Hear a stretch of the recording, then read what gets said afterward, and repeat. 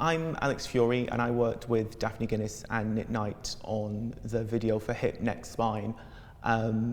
The idea for the video really came on the one hand from Daphne's music and on the other hand from Nick's ideas.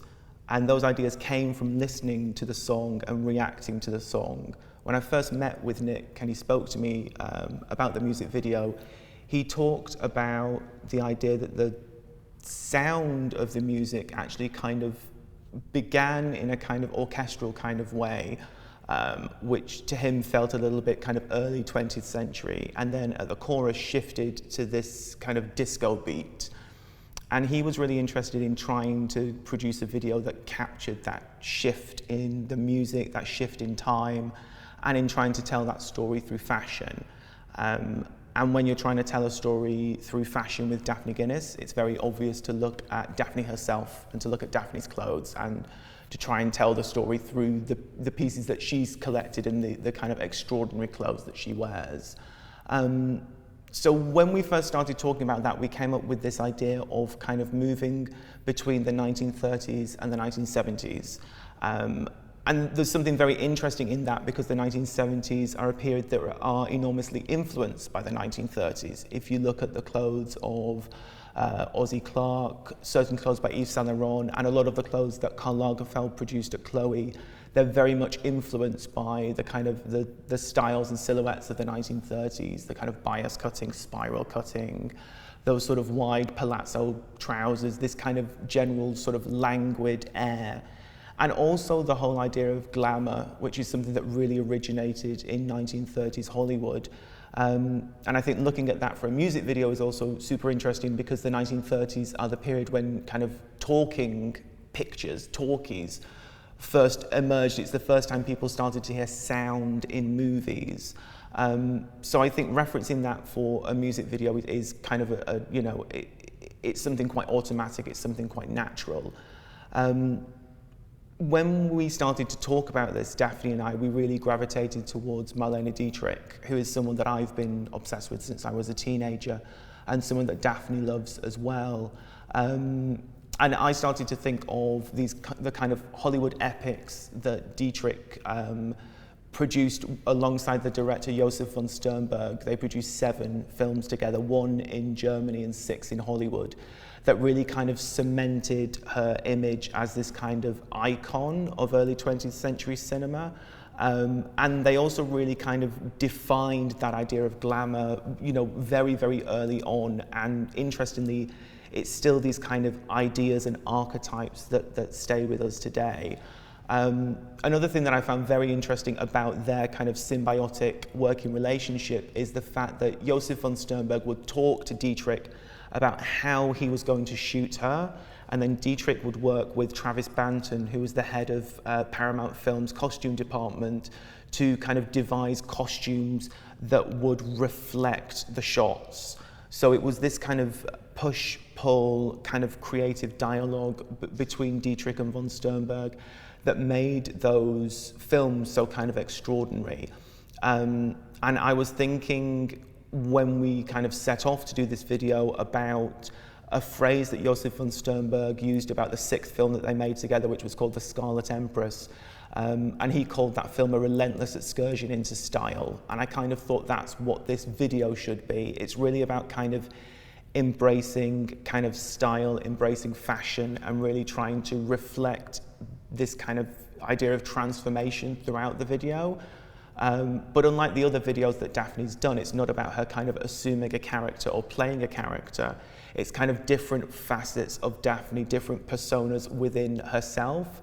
She never turns into another person, but it's kind of a heightened idea of her own self and the way that she dresses.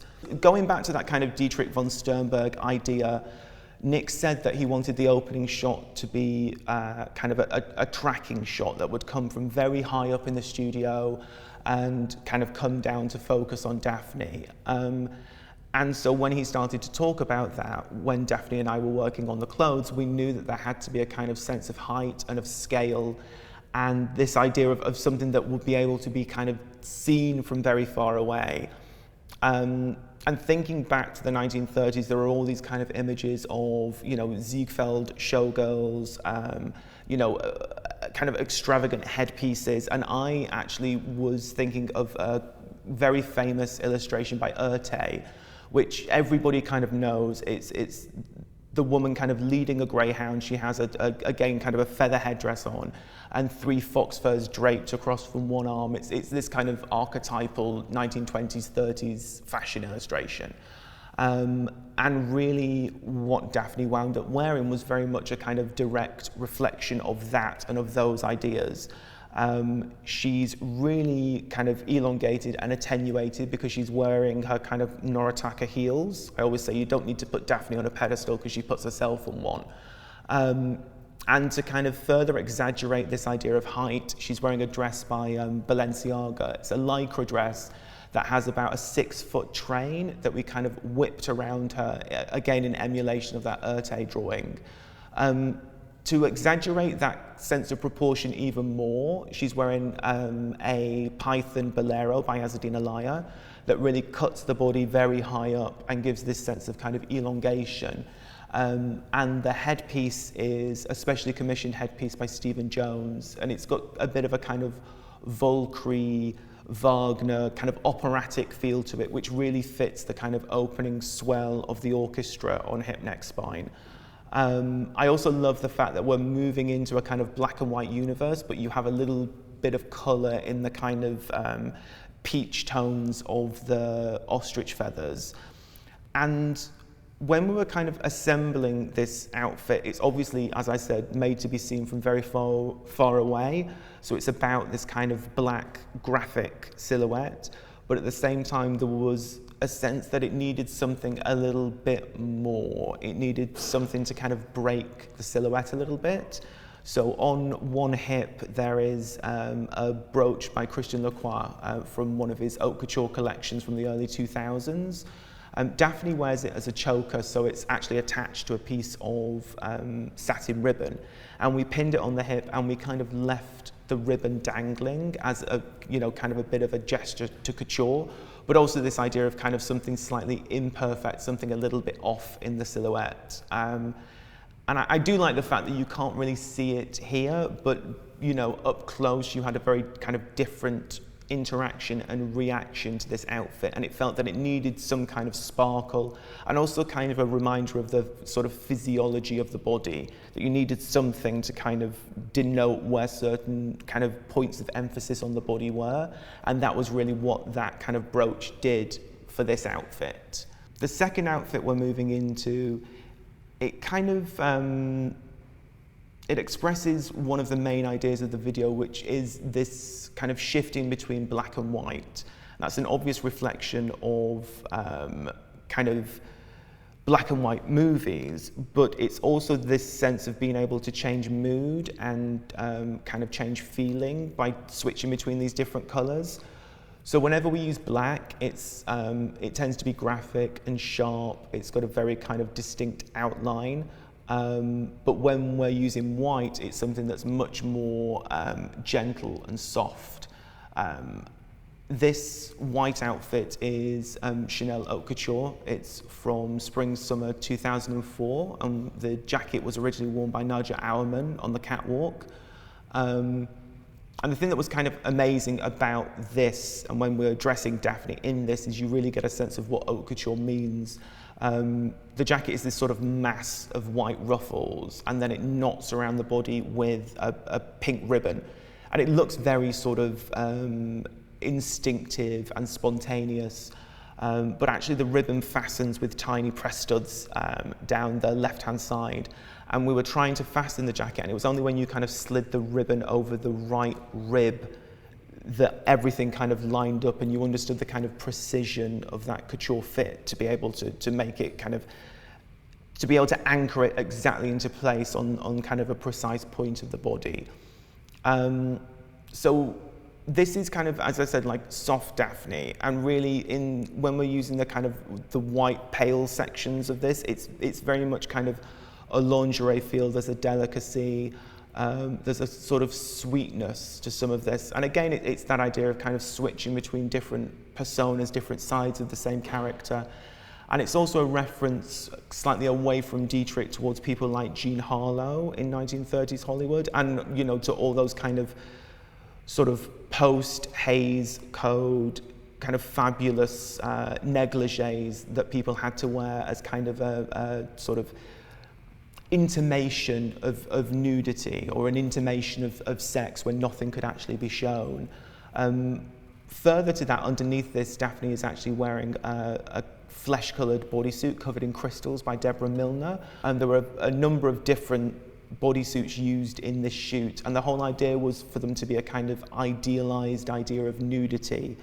And to return to Marlene Dietrich, they really reminded me of the kind of outfits that Dietrich used to wear in the 1950s when she was doing her cabaret shows. And the Hollywood costume designer Jean-Louis devised these series of naked dresses for her, which were made out of a fabric called soufflé, which has since been outlawed because it's incredibly flammable and highly dangerous. But basically, it was this kind of gossamer fabric that you could kind of smother the body in and it would kind of vanish into the body. And Dietrich had these dresses that were kind of beaded to kind of give a sort of idealized nude illusion. And with Daphne, basically, that's what we put under everything. So there's always this kind of sense of the body and of the skin, but again, it's kind of heightened, it's given a sense of glamour, it's encrusted with crystals, so it's almost kind of emitting its own light. And that's something that kind of anchors every outfit for the video. This outfit is another piece of Chanel haute couture, but rather than coming from a specific collection, this one was designed by Daphne along with Karl Lagerfeld and the Chanel ateliers. I love this particular outfit, or this particular jacket, because it's it kind of ends up sort of traversing all of these different terrains in terms of times and references. You know, I look at it and you can kind of see, you know, like a 16th century male court costume. It looks like kind of doublet and hose from the court of Elizabeth I. There's also kind of a reference to the 18th century. It looks a little bit like something that Sarah Bernard would have worn in the late 19th century. And then also it's referencing that kind of 1930s tradition of women dressing as men, something that Marlene Dietrich very famously did. You know, she wore top hat and tails while performing in films like Morocco and Blonde Venus.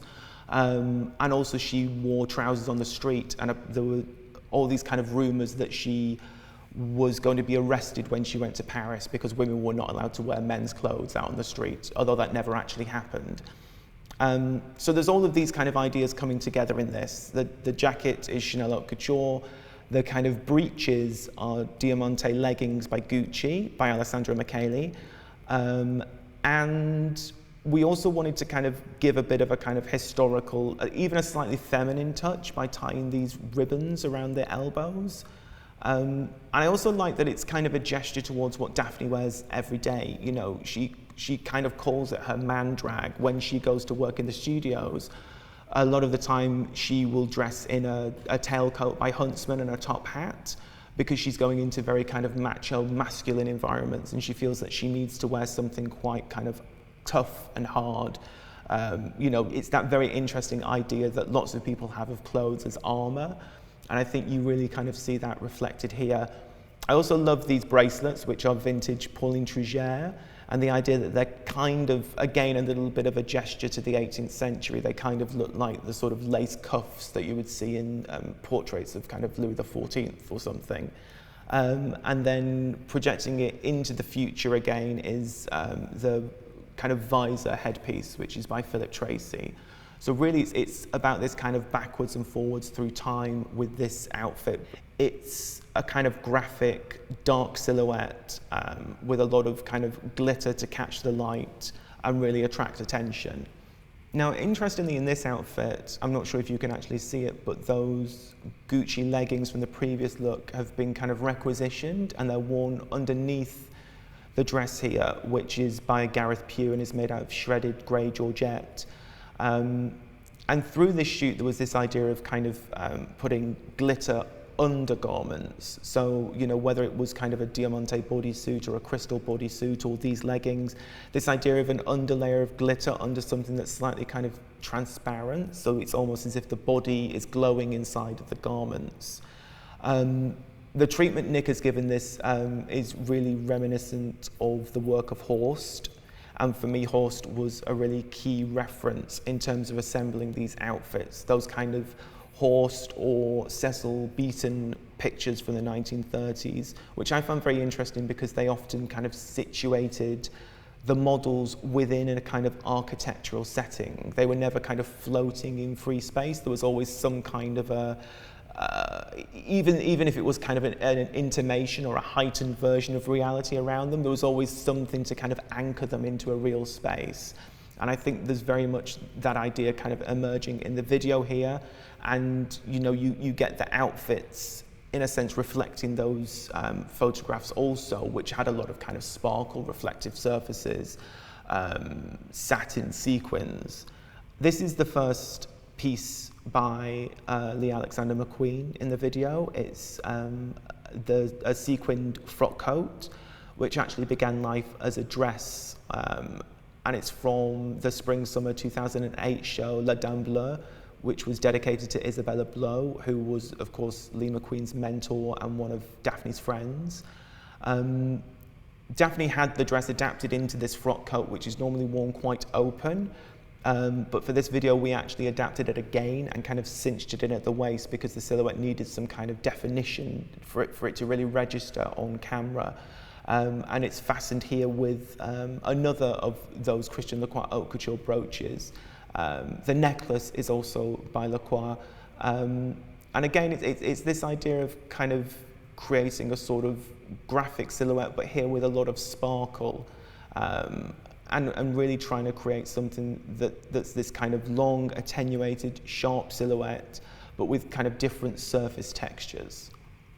We're now shifting into the chorus of hip neck spine, and that is this kind of shift from those kind of aforementioned 1930s influenced images and outfits into something that's much more expressive of the 1970s and this kind of disco feeling.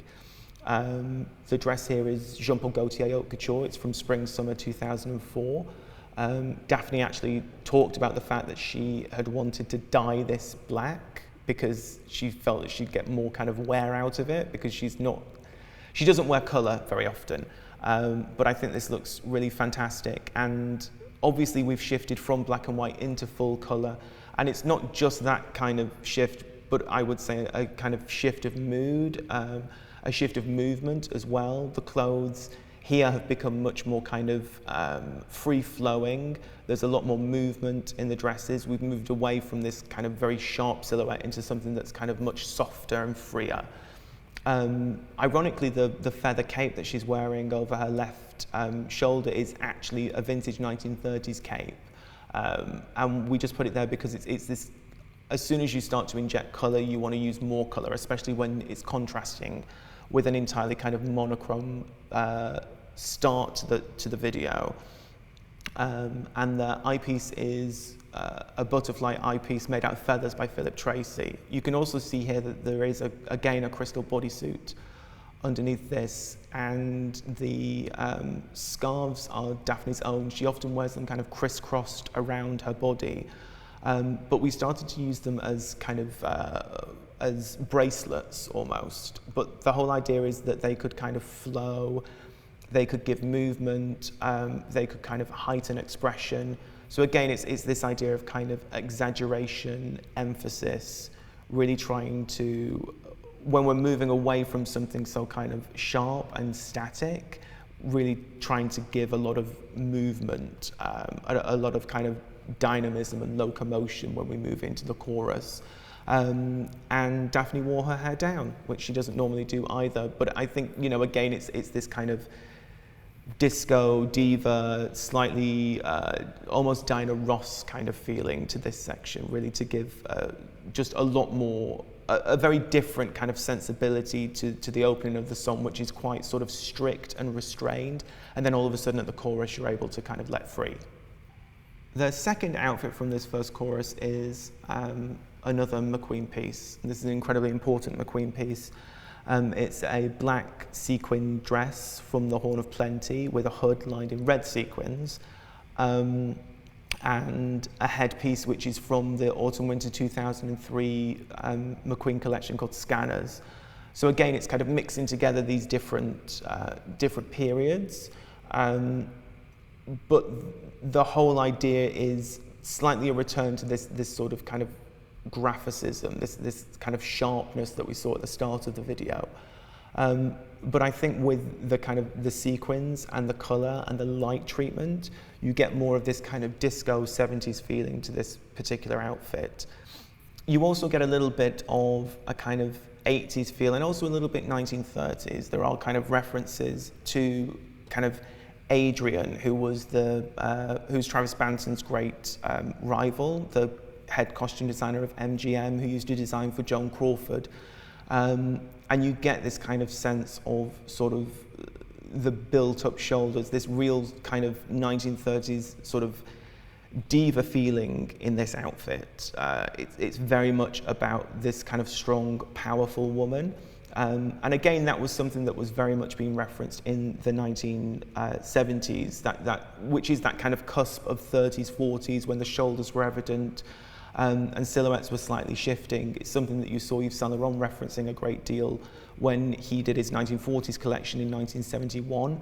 And then it started to kind of influence designers all the way through. And really, it's interesting because that's when you saw the silhouette of the 80s starting to emerge. But all of those designers, particularly Saint Laurent, had an enormous influence on McQueen. He always said he wanted his women to look strong. And he often did that through silhouettes like this with kind of emphatic shoulders, very kind of strong, sharp silhouettes. And so for me, it's interesting because it's this outfit that manages to kind of traverse and reference both sections of the video and both eras that we're trying to evoke.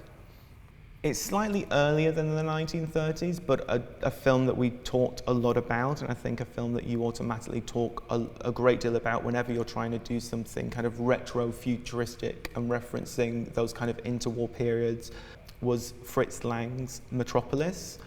It was a reference that Laurent used for the hair a great deal. You can kind of tell when you're looking at the video that the hair isn't blonde, it's silver, it's gold, it's metallicized and varnished. So which in a way is actually interesting because it's something that people did in the 1920s and 30s. There was this whole vogue for kind of couturiers producing wigs made out of kind of exotic colored hair or even made out of metal. It was a real kind of fad at that point in time. And that's something that Laurent was very kind of openly referencing. And also something that kind of Terry Barber, the makeup artist, was referencing in terms of the very kind of heightened maquillage all the way through, which is very reminiscent of 1930s films where, for a lip to look red on black and white film, often it was blue or even black. But going back to kind of Metropolis as a reference, this is a McQueen bodysuit from the Autumn-Winter 2007 collection in memory of Elizabeth Howe, which was about a kind of meeting of witches and ancient Egypt, which was inspired, at least in part, by the fact that McQueen had an ancestor who was involved in the Salem witch trials. So he produced this incredible bodysuit, which obviously does have kind of ancient Egyptian connotations to it. But we took that out of context and I think placed into this scenario and within this video, there is kind of a reference to the man machine from Metropolis, which is interesting because it again is this idea of kind of the future seen from the past. And I think that's really fascinating to kind of explore whenever you're looking at these kind of specific time references. It's interesting to see what they thought the future was going to be, and their kind of visions of the future, and also how kind of close that actually came to reality. Throughout this video, there were kind of very I would say, strict criteria around the different sections, you know, in terms of colour palette, in terms of how the clothes had to move, this idea of switching between black and white and kind of technicolor. But at the same time, when we were going through Daphne's pieces, when I was looking through her wardrobe and trying to curate these outfits with her, there were certain kind of looks that you saw that you knew would just be kind of wonderful, even if they kind of sat outside of these kind of general ideas of the video. And Daphne has this incredible cape, which is from McQueen's Autumn/Winter 2002 collection, called Supercalifragilisticexpialidocious. And you just knew that this would kind of look incredible in motion in this video. So it was something that we had to put in, and in a sense it was kind of a challenge, I guess, to Nick, to give him this amazing garment and see how he could make it work within the kind of structure that he'd envisaged for the video. The headpiece is by Philip Tracy, and knowing that we would obviously be kind of blowing wind into this cape, there wasn't a way you weren't going to use this cape and have a wind machine behind it. I love that the kind of headpiece emulated this idea of kind of flowing material, but in kind of static. It's horsehair kind of molded around the face and then studded with tiny crystals. And underneath the outfit, Daphne is wearing a McQueen bodysuit from the Spring/Summer 2004 collection. So again, it's this kind of amalgamation of different eras of McQueen. And it's moving away from that idea of kind of outfits in sort of glorious colour in these chorus sections. But again, you have this kind of incredible sense of movement and of drama. And, you know, it's also interesting when you're thinking about this video as being kind of operatic, because there definitely is something incredibly operatic to the movement of this cape and to this whole kind of setup of this shot. One of the first things I saw when I was going through Daphne's wardrobe with her was this bodysuit, which is a kind of mirrored plexiglass bodysuit by Tom Ford. And basically, as soon as I saw this, I sent a video of it to Nick and said, "I've just found this, you can bounce lasers off it."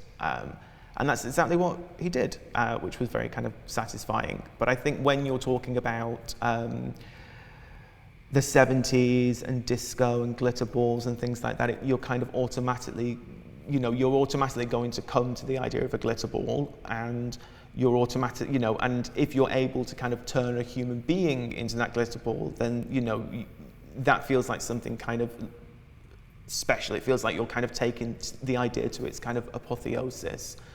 I also like the idea that, again, this has all of these references backwards. So it has the reference to kind of Metropolis. It has the references to those dresses that Marlene Dietrich wore. And even for me, it also kind of references the clothes that Cher was wearing in the 1970s. And there's something very interesting in another kind of weird circuitous route of kind of connecting the 30s and Dietrich to the 70s. Is that Bob Mackie, who created those dresses for Cher, actually trained with Jean-Louis, who made the nude dresses for Marlene Dietrich. So that's where he kind of learnt the idea of creating this kind of illusion of kind of idealized nakedness. And apparently Marlene Dietrich was really outraged when Cher started to wear those dresses, and, you know, she was asking if she could sue because, you know, they were her dresses and she designed those dresses with Jean-Louis, and she felt like they were her kind of intellectual copyright. But I like that within this, it's a very kind of modern version of that, but you have all of these references kind of backwards and forwards between these different eras and these different styles. And I also like that, again, it gives you a kind of very graphic silhouette. It's very much about the body, about the form, as opposed to kind of extrapolating away from it. Everything in this video kind of, it's really about kind of framing the body and about framing Daphne in the best way possible. We've kind of chosen 10 outfits to talk about from this video, and this is the final outfit. And yeah, I think when we've been talking about Marlene Dietrich all the way through this, and the most kind of natural conclusion to that for me was to actually dress Daphne Guinness as Marlene Dietrich. When Marlene Dietrich started her kind of cabaret career in the 1950s, she really kind of experimented with a lot of different looks. She experimented with a lot of kind of different formulations of this idea of naked dresses. And then very quickly it kind of solidified into a real formula, which was the idea that she would wear this kind of nude beaded dress with an enormous swansdown coat over the top. And it was always said that 20,000 swans had lost the feathers off their breasts willingly for her to wear this coat. And then basically she would wear the coat over the dress when she was singing songs at the start of her set, which were very kind of raucous and entertaining and strong. And then when she would go into the more fragile kind of ballads, like Where Have All the Flowers Gone, she would kind of shed the swansdown coat and appear vulnerable. So towards the end of this video, this is one of the last shots, I like the idea that having kind of referenced Dietrich again and again, then Daphne kind of became Dietrich at the end. And she coincidentally had this kind of swansdown coat that Deborah Milner had made for her. It was obviously created in emulation of those amazing Dietrich coats, but it was great to use it in this way. She's wearing a kind of nude beaded McQueen dress underneath. So this is the most kind of overt and direct homage to Marlene Dietrich. Another thing that I love is that the first film Marlene Dietrich starred in, The Blue Angel, was in 1929, and her last film was Just a Gigolo, which was in the 70s. So there is this idea that in terms of, as a figure, she actually spans the entire time that we were kind of talking about and referencing in this. And she is, of course, this kind of touchstone for Daphne. It's someone that Daphne kind of adores, and she's somebody that I adore as well. So it felt very kind of natural that in the end, you know, having kind of examined all of these different kind of personas within herself, Daphne would kind of, you know, become Marlene Dietrich. I thought that was very kind of an apt conclusion to the video.